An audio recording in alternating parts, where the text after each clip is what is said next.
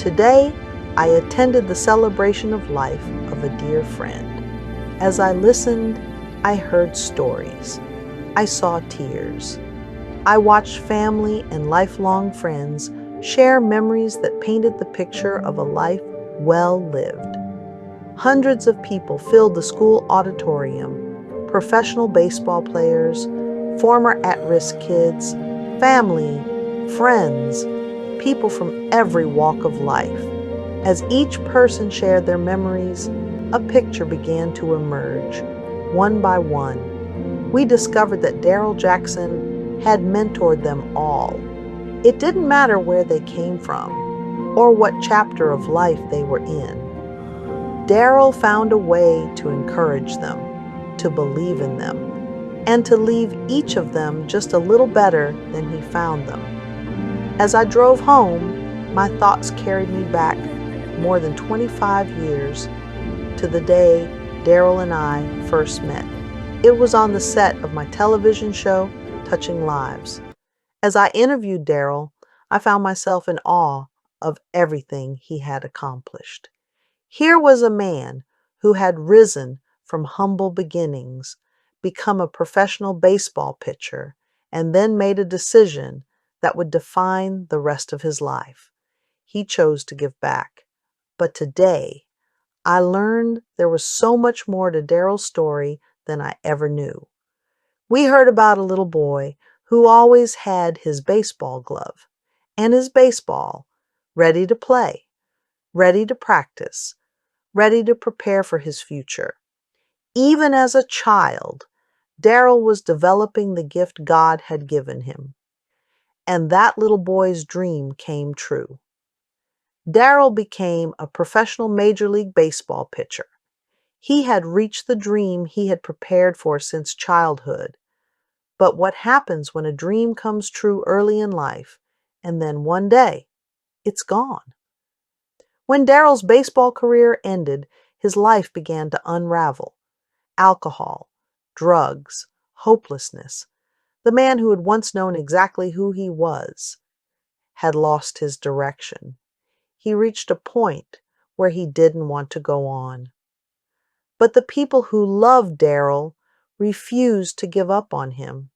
His family and friends reminded him that losing him to self-destruction would leave a hole in their hearts that could never be repaired.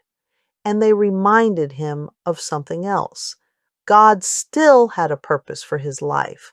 Darrell believed them. He found the courage to begin again.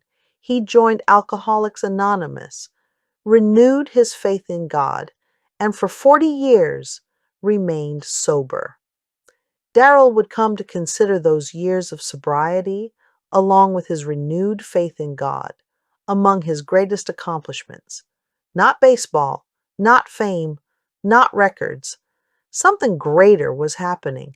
The man who had once needed someone to believe in him began believing in others. Darrell dedicated himself to helping at-risk young people. He listened to them, encouraged them, and most importantly, he didn't give up on them. At his celebration of life, I heard what happened to some of those young people. One became a professional boxer, earned his college degree, and went on to serve others in a position of leadership. And there were so many more.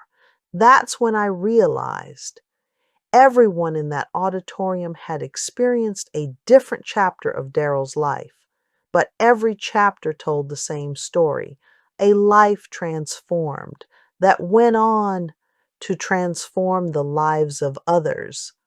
Over the years, I've taught people about dream makers and those rare individuals I call dream maker legends. Darrell Jackson showed me what a legendary life truly looks like.